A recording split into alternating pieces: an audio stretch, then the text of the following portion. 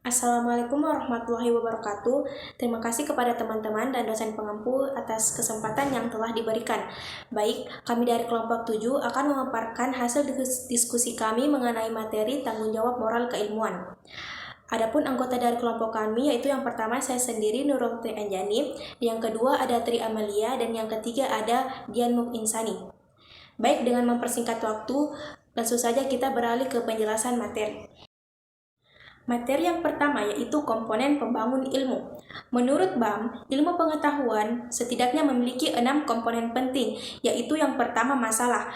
Masalah adalah isu atau pertanyaan yang ingin dijawab melalui penelitian ilmiah. Yang kedua ada sikap. Sikap adalah pandangan ilmuwan terhadap masalah yang sedang diteliti. Yang ketiga ada metode. Metode adalah teknik atau cara yang digunakan untuk mengumpulkan data dan menganalisisnya. Yang keempat ada aktivitas. Aktivitas adalah kegiatan yang dilakukan oleh ilmuwan untuk mengumpulkan data dan menganalisisnya.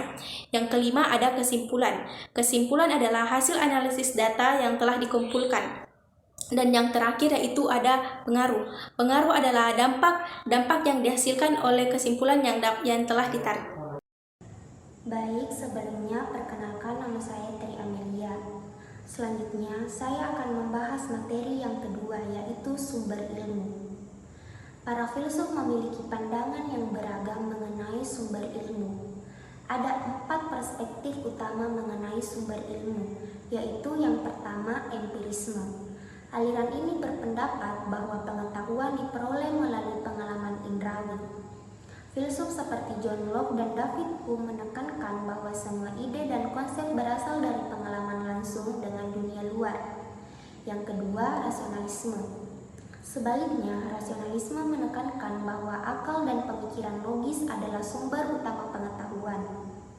René Descartes, misalnya, percaya bahwa memiliki proses berpikir deduktif, manusia dapat mencapai kebenaran yang pasti tanpa harus bergantung pada pengalaman indrawi.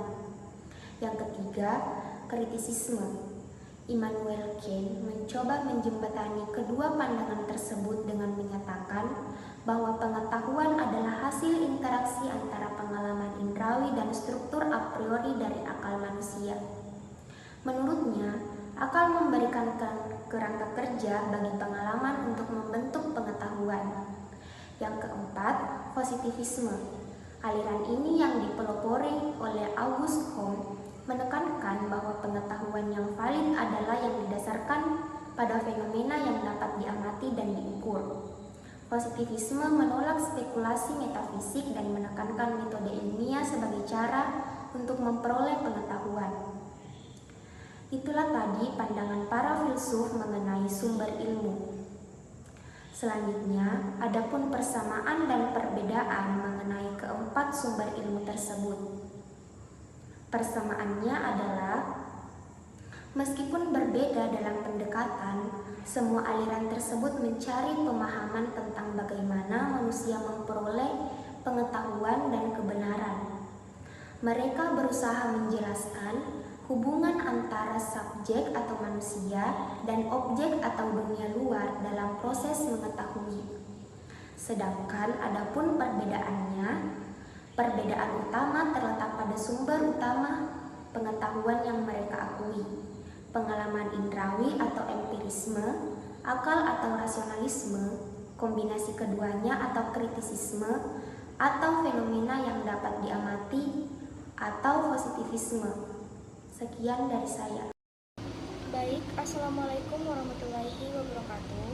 Sebelumnya, perkenalkan nama saya Dian Muknisani. Selanjutnya, etika memainkan peran krusial dalam mengarahkan pengembangan ilmu pengetahuan dan teknologi agar sejalan dengan nilai-nilai moral dan kesejahteraan masyarakat, serta kelestarian lingkungan. Pentingnya integrasi etika dalam pengembangan ilmu pengetahuan dan teknologi adalah kunci untuk mencapai kemajuan yang berkelanjutan dan bertanggung jawab, serta memastikan bahwa inovasi yang dihasilkan membawa manfaat maksimal tanpa menimbulkan kerugian inovasi bagi masyarakat dan lingkungan. Selain itu, etika membantu menciptakan batasan yang jelas terhadap penggunaan teknologi agar tidak disalahgunakan. Misalnya, dalam bidang kecerdasan buatan, rekayasa genetika, dan informasi digital.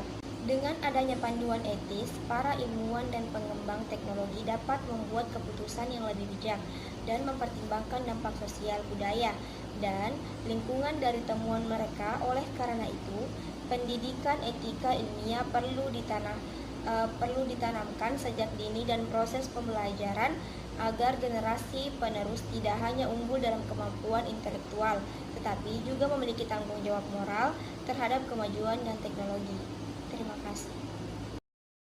Baik, itulah tadi pemaparan materi dari kelompok kami. Semoga apa yang kami paparkan dapat memberi pengetahuan dan wawasan bagi kita semua.